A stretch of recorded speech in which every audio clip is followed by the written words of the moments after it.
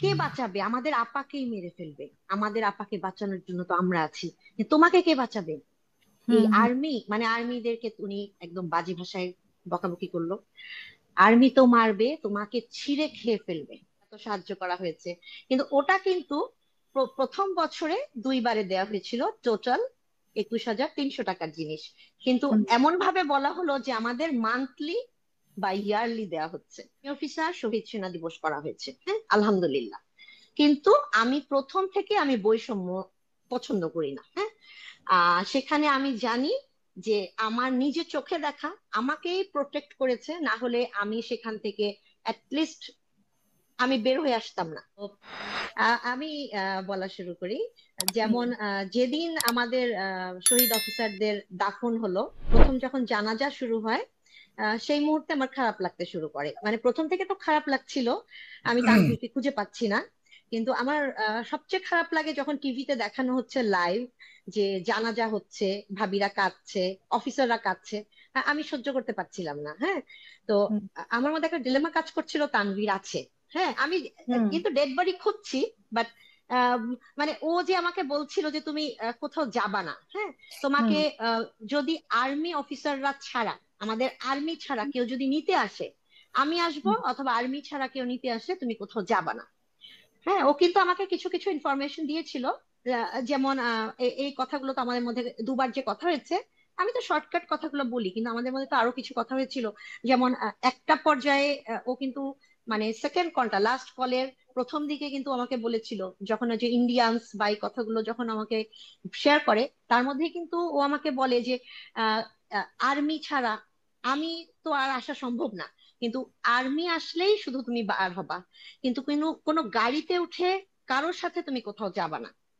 Even হুম ও আমাকে বলেছিল তুমি তোমার মুখ, তোমার বডি কভার করে থাকবা। কেউ যেন তোমাকে, আমার বাচ্চাদেরকে না দেখে।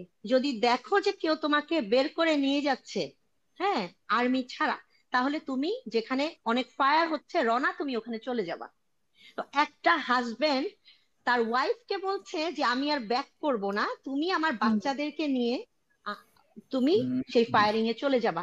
কোন মুহূর্তে বলতে পারে সেটা, তাই না? হুম যে এই সমস্ত কথা কিন্তু আর্মিরা জানে, তৎকালীন আর্মিরা যারা এখন বড় বড় অবস্থানে আছে অথবা রিটায়ারমেন্টে গেছেন। হ্যাঁ, আমি কিন্তু নাম বলতে পারবো।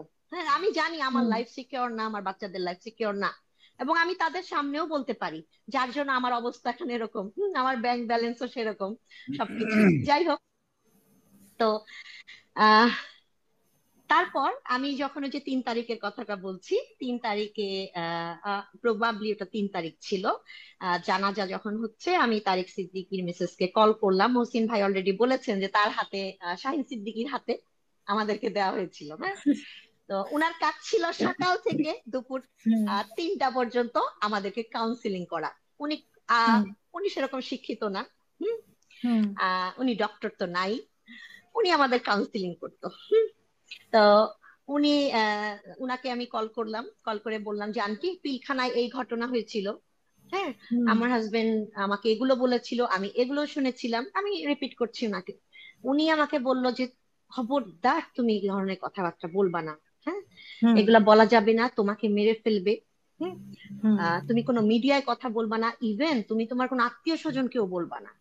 তোমার বাবা নাই, তোমার একটা ভাই নাই, হ্যাঁ, হুম তোমাকে তো কে বাঁচাবে? আমাদের আপাকেই মেরে ফেলবে। আমাদের আপাকে বাঁচানোর জন্য তো আমরা আছি, তোমাকে কে বাঁচাবে? এই হুম হুম আর্মি, মানে আর্মিদেরকে উনি একদম বাজে ভাষায় বকাবকি করলো। আর্মি তো মারবে, তোমাকে ছিঁড়ে খেয়ে ফেলবে। আমার এত বাজে ল্যাঙ্গুয়েজ উনি বললো, যেগুলা মানে আমি বলা সম্ভব না।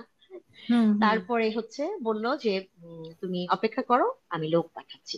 তারপর আমার কাছে আমাদেরই একজন কোর্সমেট ভাইকে দেওয়া হয়েছিল, আপনার আমার কন্ডাক্টিং অফিসার করে উনাকে পাঠালো।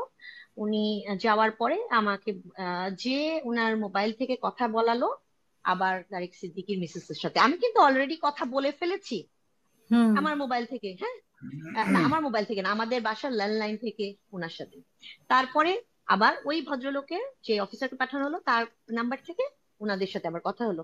তারপরে আমাকে বললো যে আমি এর আগে যেন মুখ না খুলি, আমাকে তো তখন বিভিন্ন মানুষে ফোন করতো, বললো যে তোমাকে কালকে সকালে, মানে আমরা ওখানে উপস্থিত থাকতাম 9টার দিকে, কিন্তু হুম বললো যে তোমাকে কালকে খুব তাড়াতাড়ি পিক করা হবে।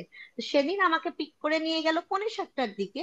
আমি 7:10-এর মধ্যে পৌঁছায় গেলাম আর্মি হেডকোয়ার্টারে, যেটা এখন হুম মাল্টিপারপাস হল বা টাওয়ার কিছু একটা। ওটা ছিল হুম তখন শহীদ পরিবার সহায়তা কেন্দ্র।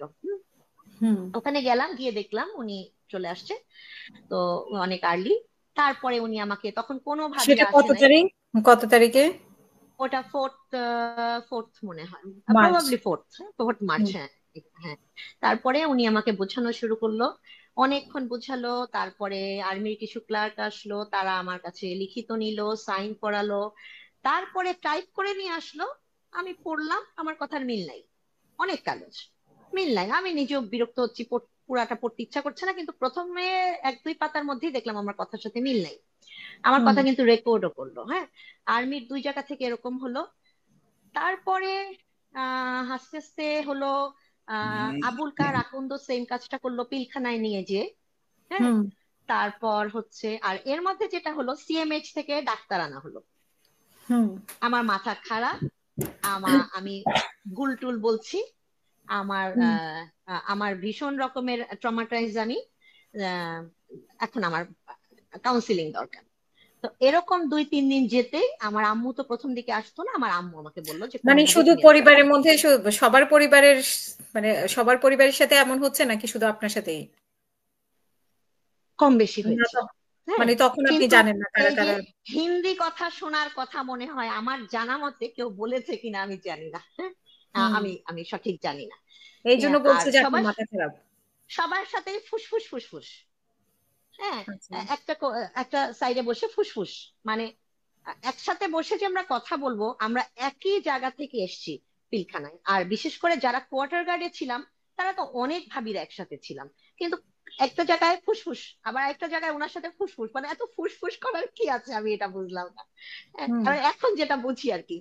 তারপরে আস্তে আস্তে যেটা হলো, টাকার প্রসঙ্গ, হ্যাঁ। যে যার হাজবেন্ডের সিনিয়রিটি অনুযায়ী প্রভিডেন্ট ফান্ডে যে টাকা আছে বা যা কিছু, হ্যাঁ, আর্মিতে বলা হয় সেভাবে তো, ওটা তো কোনো অনুদানের মধ্যে পড়ছে না, তাই না? ওটা হুম যার যার সিনিয়রিটি অনুযায়ী তার জমানো টাকা, সে অফিসারের বা এখন অনুদান আসবে একই লেভেলে। তো সেইখানে আর্মি থেকে দেয়া হলো অফিসারদের একদিনের বেতন কেটে 5 লাখ টাকা, হ্যাঁ, সমস্ত আর্মি। হুম তারপরে হচ্ছে আপনার প্রধানমন্ত্রী তহবিল থেকে 5 লাখ টাকা, 5 লাখ, হুম 5 লাখ, 10 লাখ টাকা আমাদেরকে দেওয়া হলো, হ্যাঁ। হুম 2 ভাগে, মানে একদিনে, বা 5 লাখ 5 লাখ করে। আর আহ, আমাদের যেহেতু বাসায় কোনো কিছুই ছিল না, প্লেট গ্লাস থেকে শুরু করে চাল ডাল কিছুই না, তো আমাদের 2 বারে 21,300 টাকার বাজার দেয়া হলো। মানে 21,300 কিন্তু দুবার না, মানে 2বার মিলিয়ে 21,300 টাকার বাজার দুইবার মিলে করে দেয়া হলো, হুম হ্যাঁ। হুম তো যেটা আবার টিভিতে মইনুল ইসলাম সাহেব, হ্যাঁ, যিনি যে কয়েকদিন আগে এয়ারপোর্টে ওনাকে হুম রেস্কিউ করে নিয়ে এসে বাসায় রাখা হয়েছে, ওনার কথা বলছি। তো উনি আবার টিভিতে বলছেন আমাদেরকে কি কি দেওয়া হয়েছে, একটা বালতি, একটা মগ, আর বাদ বাকিটুকু না বললাম, প্লেট গ্লাস তো আছে, আরো অনেক কিছু। তো হুম যাই হোক, আমাদেরকে এত সাহায্য করা হয়েছে। কিন্তু ওটা কিন্তু প্রথম বছরে 2 বারে দেওয়া হয়েছিল টোটাল 21,300 টাকার জিনিস। কিন্তু হুম। এমন ভাবে বলা হলো যে আমাদের মান্থলি বা ইয়ারলি দেওয়া হচ্ছে। যা হচ্ছে মানে তো সেটাই। মানুষজন এমনও হয়েছে যে দেখলেই বলতো আপনাদের তো প্রত্যেক মাসে 50,000 টাকার জিনিস দেওয়া হয়। হুম হুম মানে হুম এই জিনিসটা 10 বছর পরেও আমি ফেস করছি, হ্যাঁ। হুম তারপরে হচ্ছে, আর বিডিআর থেকে দেয়া হলো 50,000 টাকা, মানে আমার হাজবেন্ডের জীবনের মূল্য হচ্ছে 50,000 টাকা, বিডিআর এটা মনে করেছিল, হুম হ্যাঁ। এই ছিল আমাদের অনুদান। বাট দেখা যাচ্ছে, আমি আপনাকে প্রথমে বলেছিলাম যে সিনিয়রিটি অনুযায়ী, তো হুম সিনিয়রিটি অনুযায়ী আমার মনে হয় সৎ আর্মি অফিসারের এত টাকা কখনোই থাকার কথা না, যেইভাবে ল্যাভিশলি আমাদের ভাবিরা এই 16 বছর পরে লাইফ লিড করছেন, হ্যাঁ। যেই ভাবিরা আমাকে বলছে, এই এটা বলা যাবে না, এই ওটা বলা যাবে না, এতদিন তুমি কোথায় ছিলা? তো হুম এতদিন আমি কোথায় ছিলাম এটা ওনারাও কিন্তু জানেন, হ্যাঁ। তো এতদিন আমি কিন্তু ঠিকই ছিলাম, বিভিন্ন মিডিয়া হাউসের টিভি রিপোর্টারদের আমাদের সাথে কথা বলতে দেওয়া হতো না। আমি পুরান থেকে নতুনে মানে আজকের দিনে আসছি এই কারণে, আজ সকাল বেলায় যেটা হয়েছে, বিটিভি এবং একুশে টিভি এই দুটা চ্যানেল আমার ইন্টারভিউ নিতে চায়। তো তখন আমি বললাম যে আগামী কালকে আমি তো, যে তোমার হাজবেন্ডের ডেড বডিটা নাই ইয়েতে হুম। কবরস্থানে, তো আমি কবরস্থানে কালকে প্রোগ্রামে অ্যাটেন্ড করব না। আমার খুব ভাল লাগে যেখানে তানভীরের নামটা লেখা আছে বড় একটা কালো ইয়েতে, আমি ওই জায়গাটায় কিছুক্ষণ বসে থাকি। আমি হচ্ছে কিছু সূরা টুরা পড়ি, কোরআন শরীফটা নিয়ে আমি একা একা যাই। তো নিরিবিলি থাকে আগের দিন। আমি 23 বা 24 তারিখে এই কাজটা করি। তো আজকে আমার ওই কাজটা উম, সকাল সকাল হয়ে যাবে। তো যদি নিতে চান, আমি দেখতেও যাব যে তানভীরের নামটা বা আরেকজন অফিসার আছেন তার নামটা ওখান থেকে সরিয়ে দিয়েছে কিনা, কারণ ওখানে তো ফেক কবর দেওয়া, ফেক লাশ, হুম। বেওয়ারিশ হুম। লাশ। হুম। তখন ওনারা আমার কথা শুনে ওখানে পরপর গেলেন। আসলেন। এতটাই ওখানে সিন ক্রিয়েট হলো। ওখানে ঢুকতে প্রথমে তো আমাকেই ঢুকতে দিচ্ছে না, আচ্ছা। টিভির ওনারা না, মানে বিটিভির ভদ্র মহিলা না কিন্তু, হ্যাঁ, আমাকেই যেতে দিচ্ছে না। তারপরে কারা? আমি জাস্ট আমার হ্যাঁ, ওখানকার কারা যেতে? সিভিল কাপড়ের সৈনিক, আর্মি সৈনিক। আচ্ছা। হুম। তো বেশ কিছু কনভারসেশনের পর আমার হঠাৎ করে মাথায় আসলো যে আমি কেন মোবাইলে এটা নিচ্ছি না। হ্যাঁ, আমি হুম। আসলে কখনো তো মোবাইল থেকে কিছু সাথে সাথে লাইভের মতো করিনি, আমার কোনো আমি জানি না কিভাবে করতে হয়। পরে সেটাই। আমি ভাবলাম যে আমি, হ্যাঁ, আমি নেই, দেখি কি হয়। তো এই করে আমি জাস্ট রেকর্ডিং অপশনে দিয়ে আমি তখন তখন দেখলাম তারা কথাই ঘুরিয়ে ফেলছে। হ্যাঁ, যখন একদমই রেকর্ড কথা করা শুরু ঘুরিয়ে করেছেন ফেলছে। তখন কথাই চেঞ্জ। হ্যাঁ, তখন বলে কি আমি তো আপনাকে বাধা দেইনি। আমি বলছি আপনি তো আমাকেই বাধা দিয়েছেন। মানে এমনও কনভারসেশন হয়েছে, আমি যখন বলছি যে আমার হাজবেন্ডের কবর আমি যাব না, বলে না, হুম। নিষেধ আছে, কালকে যখন অনুষ্ঠান হবে তখন আপনি আসবেন। আমি বলছি আমি তো কালকে আসবো না, আমার অন্য কাজ আছে ওই সময়। বলে তাহলে হুম। কালকের পরের দিন আসবেন। এই কথাগুলো কিন্তু হয়ে গেছে তারপরে, এবং উচ্চ বাক্য হয়েছে ওই সময়টা। তো তাহলে আপনি বুঝেন যে আজকে হচ্ছে 24 ফেব্রুয়ারি 2025, তাহলে হুম। যখন মার্চ মাস ছিল 2009, এপ্রিল মাস ছিল, ও অথবা 10 সাল, 11 সাল, 12 সাল, তখন কি আমার কথা কেউ শোনার ছিল? কেউ শোনার ছিল না। আমার এখনই ইন্টারভিউ শুন, 12 সাল। এখনই যদি এই অবস্থা হয় তখন। এক্স্যাক্টলি।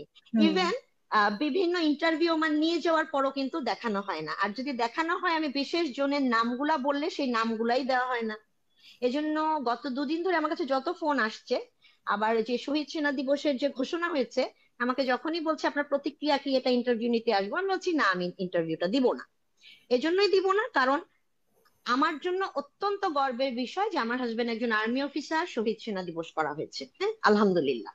কিন্তু আমি প্রথম থেকে আমি বৈষম্য পছন্দ করি না। হ্যাঁ, সেখানে আমি জানি যে আমার নিজের চোখে দেখা আমাকেই প্রোটেক্ট করেছে, না হলে আমি সেখান থেকে অ্যাটলিস্ট আমি বের হয়ে আসতাম না। হ্যাঁ, তো উম, যে অবস্থায় আমি কোয়ার্টার, আমার রুম থেকে আমাকে যেভাবে আমার সাথে যে ধরনের বিহেভ করেছে, হ্যাঁ, আমার সাথে খুবই মিসবিহেভ হয়েছে, তারপরেও আমি বলতে পারি যে অ্যাটলিস্ট আমি আসতে পেরেছি আমার বাচ্চাদেরকে নিয়ে পিলখানা থেকে বের হয়ে। সেটা খুবই মানে বাজে আপনারা অবস্থা ছিল, ওইখানে, বাট আসছি। আপনারা কি সবাই একসাথে ছিলেন? মানে আপনার ইয়েটা যদি একটু বলতেন সংক্ষেপে, ওইখানে কি কোয়ার্টার অবস্থা ছিল? কোয়ার্টার গার্ডে, হ্যাঁ, কোয়ার্টার হুম। গার্ডে আমরা একসাথে ছিলাম, অনেকজন একসাথে ছিলাম। ছিলেন। তো ওইখানে আপনাদেরকে মানে কোনোভাবে হামলা করার চেষ্টা করেছে কিনা, বা হ্যাঁ, যদিও আপনি কোয়ার্টার অনেকবার গার্ডে বলেছেন। হুম।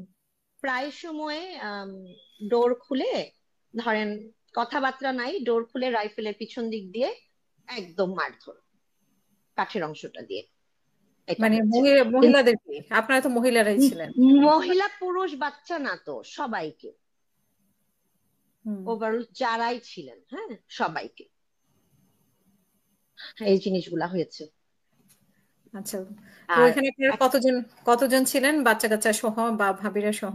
অনেক, অনেক, হুম। মানে বসার দাঁড়ানোর মতো কোনো জায়গা নাই। তো আপনাদেরকে কেন, নিরাপদ জায়গায় কি আপনারা চলে গিয়েছিলেন নাকি ওনারাই নিয়ে গিয়েছিল কেউ? ওনারাই নিয়ে গেছিল, আমার ক্ষেত্রে যেটা হয়েছে ওনারাই নিয়ে গেছে। হুম। তো সেখান থেকে বের হয়ে আসার পরে আপনারা ওই যে আপনাদের তারেক সিদ্দিকীর ওয়াইফ আপনাদের দায়িত্ব নিলেন। আপনাকে আমার কি? কাছে এটাও, হুম। জি, আপনাদেরকে বের করে এনেছে মানে কবে, মানে 26 তারিখে 26 নাকি? তারিখ বাদ আসর, বিফোর মাগরিব, হুম। আমার বের হওয়ার টাইমটা।